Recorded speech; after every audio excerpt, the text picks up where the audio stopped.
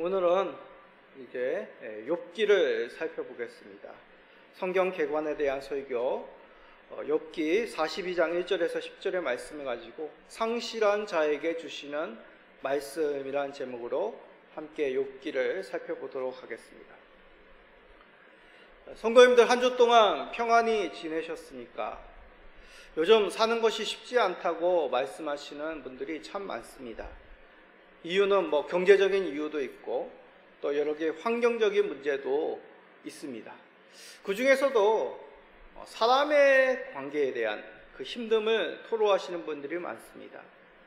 대표적인 사회 사건들이 자녀들에게 있는 그 학교에서의 폭력, 또 성인들에게 있어서도 직장 내에서의 괴롭힘, 이웃과의 마찰, 이런 것들이 점점 시대가 지나면 지날수록 더 우리들로 하여금 사람들과의 관계 맺기를 꺼리게 만들고 있습니다.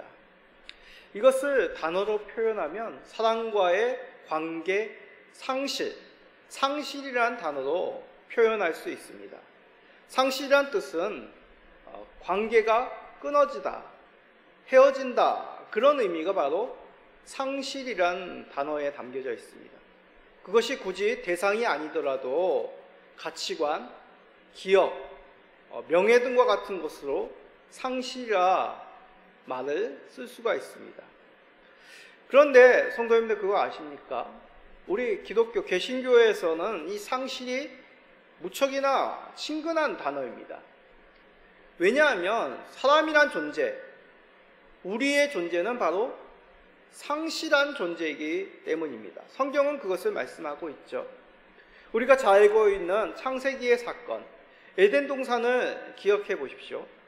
아담과 하와가 하나님의 귀한 형상을 지원받았지만 추방 나갑니다.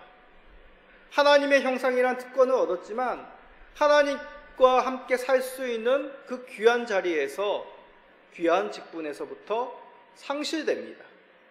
그 이유는 죄로 말미암은 것이죠. 예수 그리스도로 말미암아 다시 우리가 하나님의 자녀로 회복되었다고 하지만 우리는 여전히 이 땅 가운데 살아가며 하나님의 자녀의 그 영광을 상실하는 것을, 상실한 삶을 계속 살아가기도 한다는 것이죠. 끊임없이 반복되는 그러한 삶을 우리가 살고 있습니다. 그러기에 지금의 이 예배는 구원받은 자들이 하나님께 영광을 돌리는, 하나님의 이름을 높이는 경배이기도 하지만 한편으로는 이 시대 가운데 상실한 자들이 그 회복을 간절히 바라는 마음으로 하나님 앞에 나오는 그 간구의 예배이기도 합니다.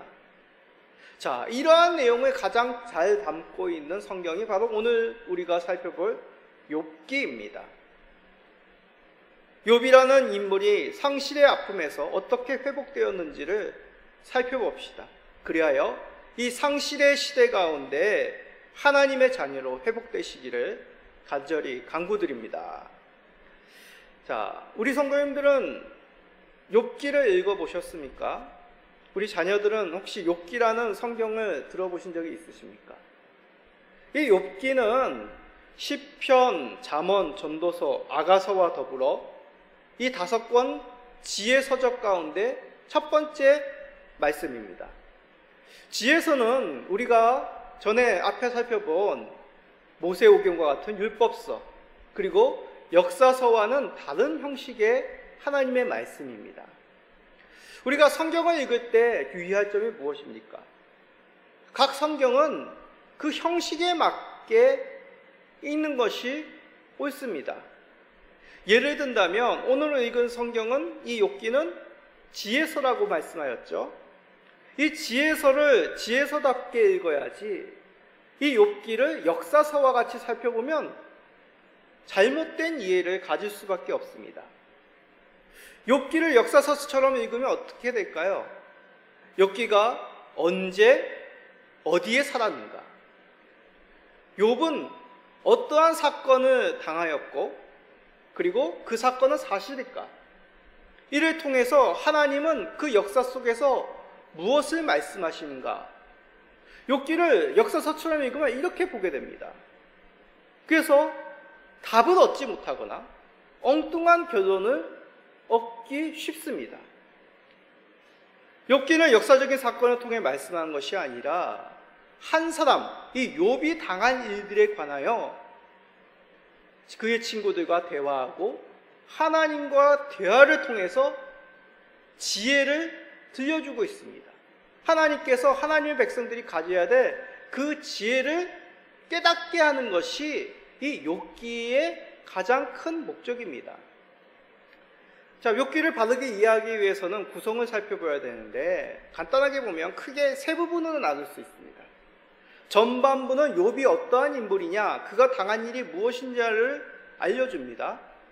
중반부는 욥이 당한 일에 대해서 그의 친구들이 찾아와 대화하는 내용입니다.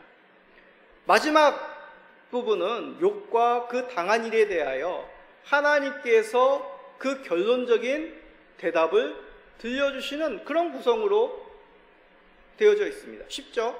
욥이 어떠한 인물이냐 소개를 하고 욥과 그의 친구들이 대화하고 마지막으로 욥과 하나님의 대화를 통하여 하나님이 들려주시는 그 깨달음, 지혜가 무엇인지를 말씀하고 있다는 것이죠.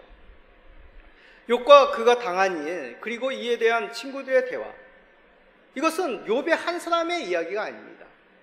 이 땅에서 우리가 살면서 당한 일들, 그리고 그 속에서 가지는 여러 가지 생각과 가치관들, 관점들을 이 대화 속에서 우리들에게 들려주고 있다는 것이죠.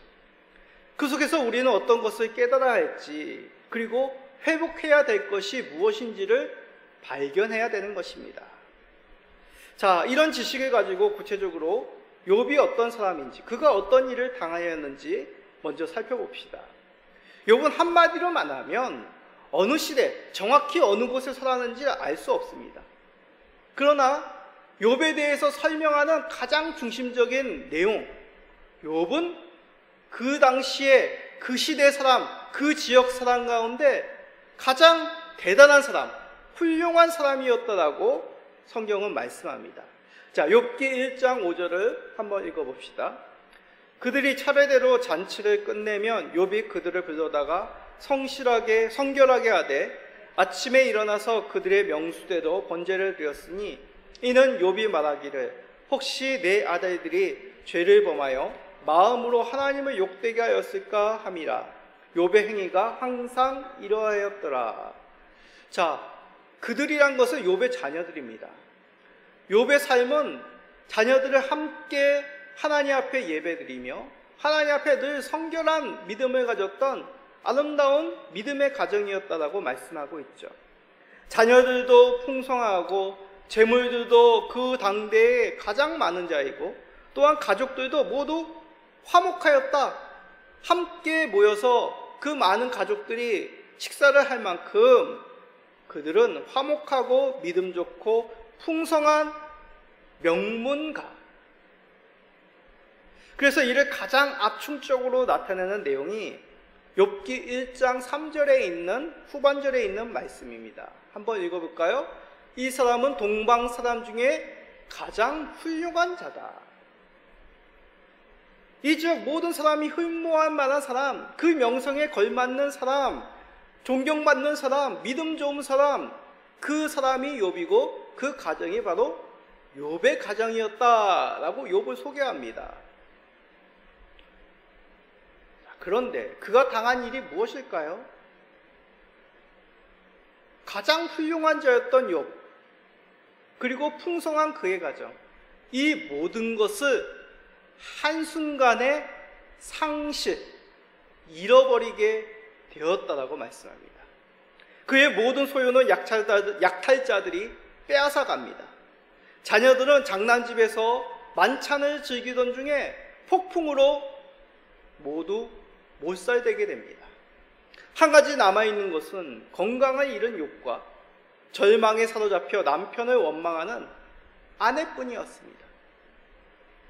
상실이라는 단어가 가장 그 아픔이 뜻하는 그 내용, 이만큼 뼈저리게 느껴지게 하는 삶이 어디 있을까 할 만큼 욥은 그 풍성했던 삶이, 그 복받은 삶이, 그 믿음 좋은 삶이 한순간에 무너져 내렸다는 것이죠.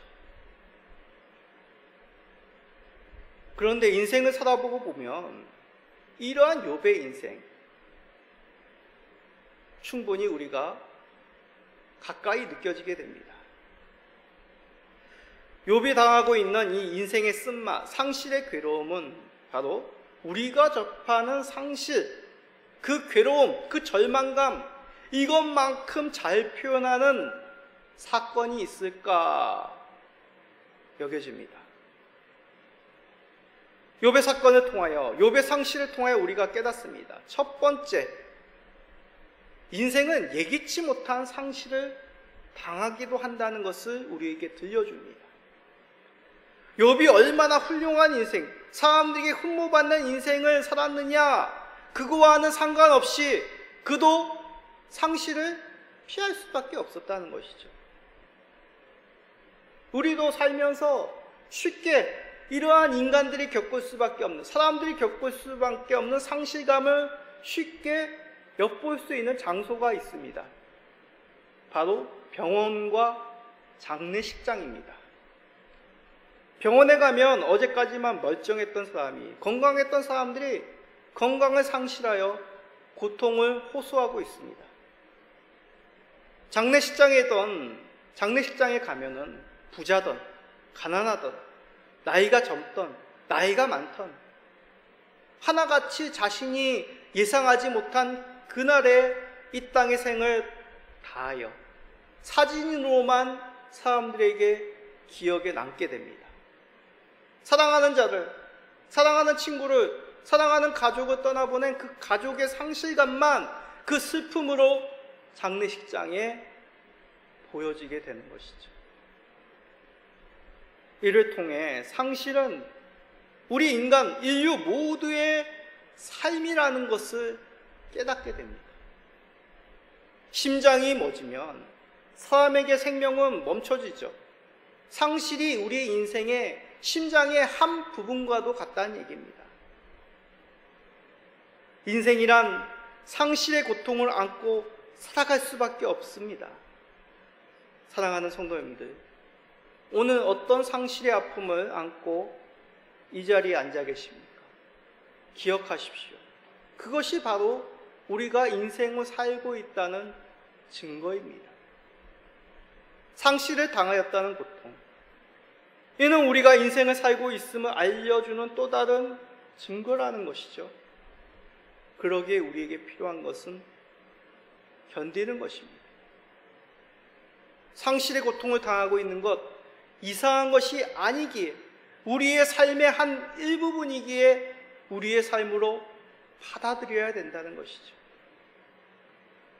때로는 이유를 알 수 없어 더 답답하지만 우리가 사람이란 이유로 상실을 경험하고 있기 때문에 견디어 나가시는, 욥의 상실을 통해 인생을 더욱 견디어 나가시는 우리 모든 성도님 되시기를 간절히 부탁드립니다.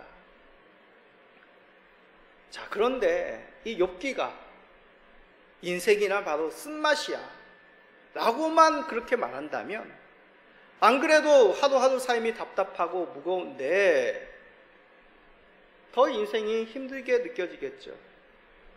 설사 인생의 상실이 필연임을 인정하더라도 우리는 직접 그 상실의 고통을 당하면서 우리 나름대로의 이유를 찾고자 합니다. 그러나 찾으면 찾을수록 왜 우리에게 상실이 찾아왔는지, 왜 욥에게 이런 상실이 왔는지 알 수가 없습니다. 그렇습니다. 욥기는 이것을 말씀합니다. 욥의 상실을 통해서 우리가 알 수 있는 두 번째 사실, 상실의 이유를 우리는 이해할 수 없다는 것입니다.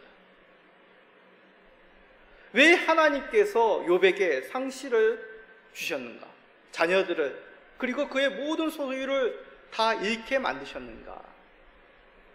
이 상실의 이유를 알 수 없는 그 답답함을 깨닫게 되는 것은 하늘에서 이루어지는 하나님과 사탄과의 대화입니다. 세상을 두루 살핀 사탄이 하나님께 찾아와 얘기합니다. 하나님은 그런 사탄에게 욥을 칭찬하시며 이 사탄은 이 모든 것 하나님이 욥에게 주시고 보호하셨기 때문이라고 말합니다. 그리고 그 모든 것을 거두며 분명히 욥은 하나님께 저주할 것이라 그렇게 합니다. 그러자 하나님께서 놀랍게도 욥의 목, 그러니까 생명 외에는, 욥의 생명 외에는 그 모든 것을 사탄에게 맡기십니다. 그리하여 욥에게 이 모든 재앙, 상실이 찾아온 것이죠. 저는 처음 이 부분을 읽을 때 이해가 도대체 안 됐습니다. 화가 나기도 했습니다. 아니, 하늘에서는 단지 대화이지만 당사자에게는 이것은 바로 돌이킬 수 없는 상실입니다. 사랑하는 자녀를 잃고 누리고 있던 행복한 삶을 한순간에 송두리째로 빼앗기는 괴로움, 상실이라는 얘기죠. 오히려 욥이 풍성이 있었고 그 행복감이 높았기 때문에 그 절벽으로 떨어지는 상실과, 절벽과 떨어지는 것과 같이 그 상실의 아픔은 더 깊고 더 깊은 추락이었습니다. 왜 이런 상실을 하나님께서 사단에게 허락하셨을까? 여기서 우리는 우리가 당한 상실이 이와 같다는 것을 깨달아야 됩니다. 이유가 도대체 없습니다.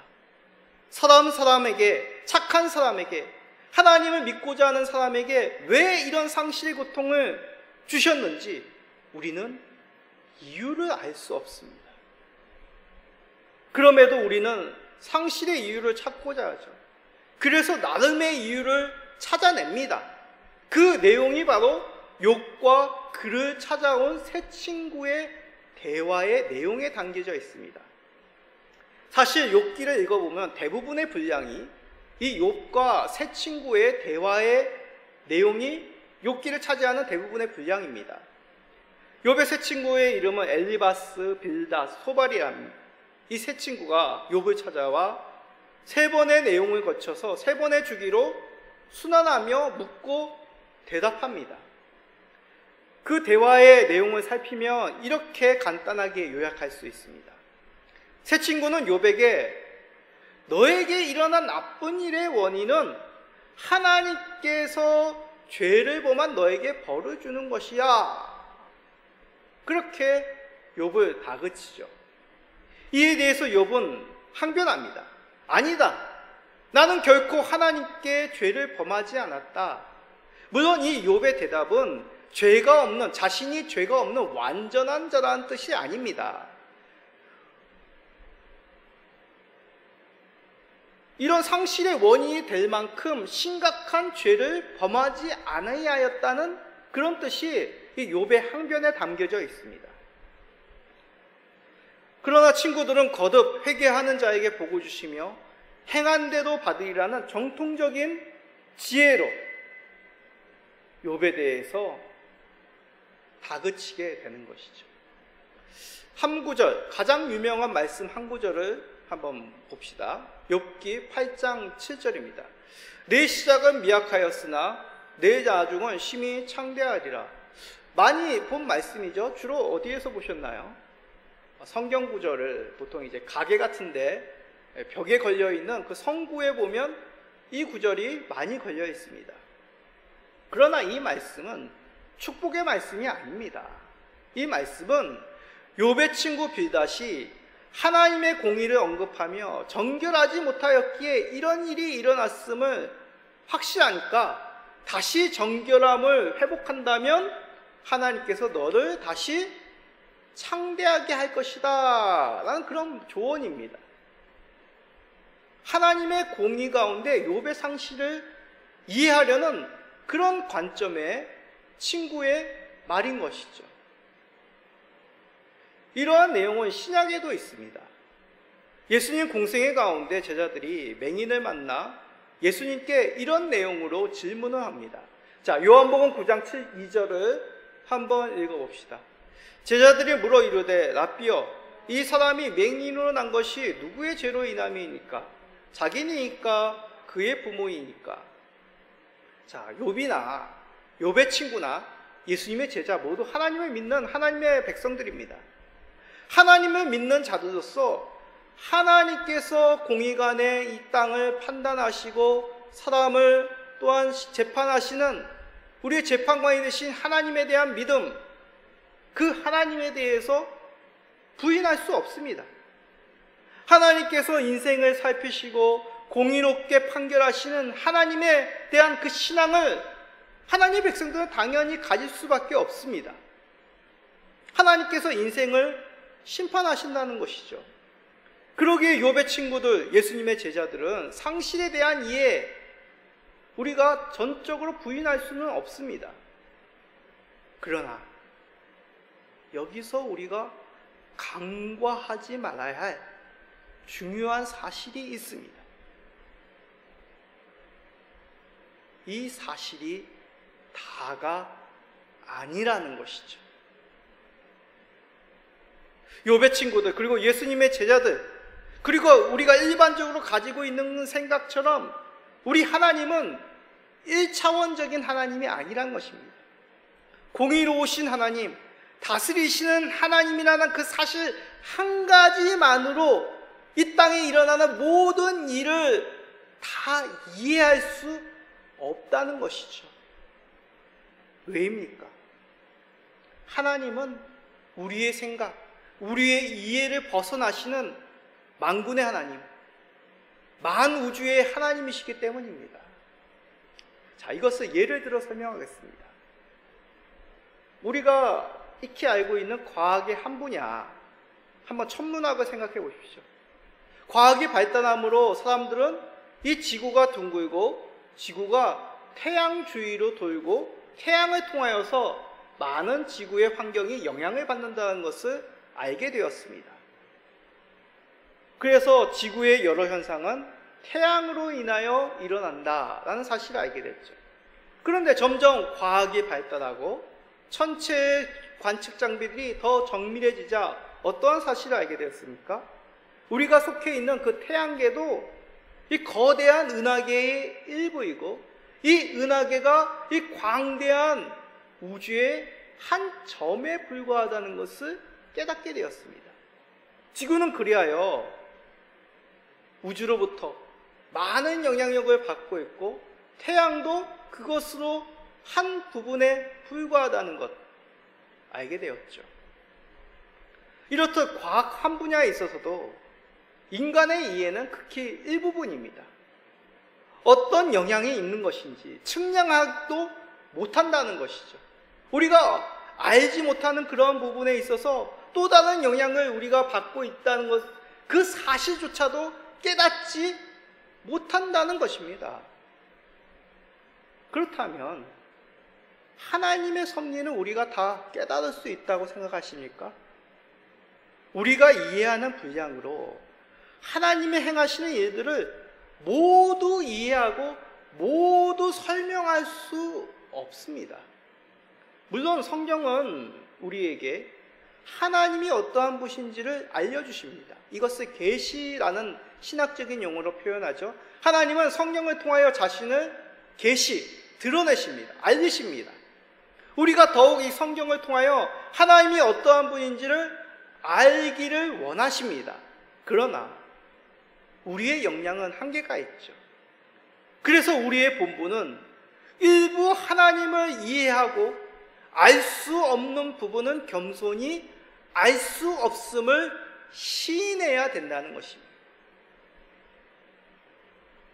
우리가 가진 성급함과 얕은 판단을 멈추십시오. 인생을 마치 1차원적으로 이해하는 것을 그치십시오. 그 크신 하나님과 같이 하나님에 대한 이해의 한계를 인정하심으로 상실에 대한 단편적인 판단을 피하시는 지혜로운 모든 성도님 되시기를 간절히 기도드립니다. 자, 이쯤 되면 우리가 가져야 될 질문이 있습니다. 그러면 욥기는 결국 무엇을 말씀하고 있는 건가요? 하나님의 뜻은 알 수 없으니 그냥 상실의 아픔, 그게 인생이야. 인정하고 살아. 말은 쉽지만 제가 당사자 그 욥이라면 저는 미쳐버릴 거겠습니다. 아마 정신이 어떻게 될 것이라 생각합니다. 그러면 욥의 상실, 우리들의 상실에 대한 진정한 욥을 통하여, 욥기를 통하여 말씀하시는 바가 무엇일까요?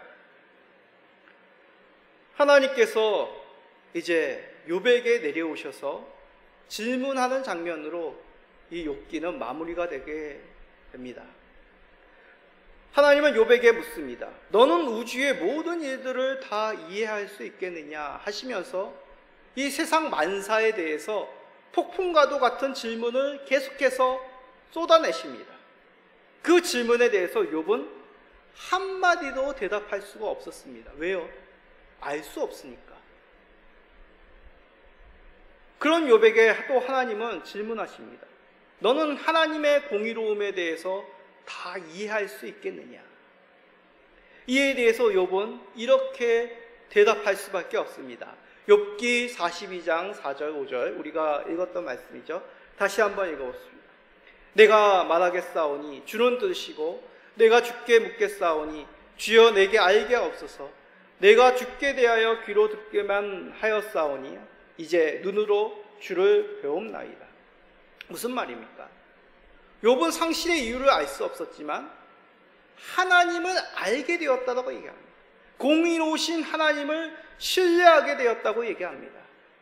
사탄은 앞에서 하나님이 욥을 보호하였기 때문에 욥이 하나님을 따르는 것 아니겠습니까? 라고 그렇게 말했습니다. 그러나 사탄의 말대로 그 조건 하나도 남기지 않고 빼앗게 되자 사탄의 말과 같이 욥이 하나님을 저주한 것이 아니라 더욱 하나님을 신뢰하게 되었다, 하나님을 알게 되었다라고 욥은 대답하게 된 것이죠. 우리는 때때로 사단과 같이 하나님을 알 만한 것이 나에게 소유되어질 때 하나님을 따른다라고 생각합니다. 그것이 우리의 한계니까요. 그러나 우리가 하나님을 이해하는 것으로 하나님을 신뢰할 수 있다고 하는 그 생각을 내려놓아야 됩니다. 그것은 진정으로 하나님을 신뢰하는 것이 아니죠. 오히려 하나도 남지 않았을 때 내 편이 되어주시는 그 하나님을 보게 된다는 것입니다. 욥은 그것을 말씀하고 있는 것이죠. 알 수는 없지만 그 모든 것을 누렸던 행복은 사라졌지만 그 속에서도 하나님이 어떠한 분인지, 하나님이 늘 내 편이 되어주시고 내 곁에 계신다는 것을 눈으로 이제 배웠다라고 고백을 하는 것이죠. 자, 이것을 잘 보여주고 있는 우리와 같은 한국인 한 사람을 여러분들에게 소개합니다. 그 사람은 바로 이지선 교수님입니다. 제 아내하고 나이가 같은 걸로 압니다. 이지선 교수는 23세인 2000년에 대학생 때 친오빠가 운전하던 차를 타고 귀가 도중 정지 신호에 대기 중 음주 사고 후 도주 중인 차와 충돌하게 됩니다. 육중 충돌이었습니다. 차량이 불타게 되었고 이지선 씨는 전신 2도 화상을 당합니다. 목숨이 위태로움을 극복하였지만 그 후에 또 다른 나를 대하는, 또 다른 이지선을 대하는 새로운 삶을 접하게 됩니다. 보시는 사진이 그렇습니다. 여러분들이 보시기에 왼쪽의 사진이 사고 전, 오른쪽 사진이 사고 후의 모습입니다. 또 다른 인생을 접하게 된 그 상실, 가족과 친구들로 말미암아 이지선 교수는 이 사랑을 저버려서는 안 된다며 용기를 내며 다시 거울 앞에 서게 되었다고 합니다. 이지선 씨는 크리스찬입니다. 온누리교회, 서울 온누리교회 고 화용조 목사님의 도움으로 미국에서 재활상담학 학업에 도전하게 되었고, 명문대죠. 보스턴대 재활상담학 석사를 마치고 컬럼비아대 사회복지학 석사를 마치고 역시 명문대 UCLA 사회복지학 박사를 획득하여 귀국하여 한동대 교수를 거쳐 작년부터 모교인 이화여대 교수로 재직하고 있다고 합니다. 그녀는 이렇게 말합니다. 피해자로 살고 싶지 않았고 돌아보니 마냥 피해주로만 살지는 않았더라고요. 잃은 것도 많았지만 얻은 것도 참 많았어요. 보이지 않지만 훨씬 더 중요한 것들을 많이 얻게 됐고, 그래서 저 스스로 말을 바꾸자 사고를 만났다 말했어요. 반갑지 않은 거지만 만났잖아요. 만났다고 말한 순간부터 이 사고와 헤어지기 시작한 것 같아요. 우리가 불행을 만났을 때 자기 자신에게 다시 쓰게 하는 게 필요한 것 같아요. 제가 다시 쓰기를 할 수 있었던 힘은 주변 사람들이 저를 새롭게 봐주는 환자가 아니라, 장애인이 아니라 내가 사랑하는 누군가로 봐주는 그 힘이 결국 제가 피해자로 살지 않고 다시 이지선으로 열심히 살아가는 오늘 살이 이지선으로 살아갈 수 있었던 것 같아요. 이지선 교수는 상실의 이유를 알기보다 변함없는 가족의 사랑과 하나님에 대한 신뢰에 마음을 두었습니다. 그리하여 오늘 살이 이지선으로 지금도 살고 있습니다. 피부 이식을 했는데 이 시간이 지나면 이식받은 피부가 줄어든다고 합니다. 또다시 이식을 해야 됩니다. 그게 이지선 씨의 오늘 살이의 삶이라는 얘기죠.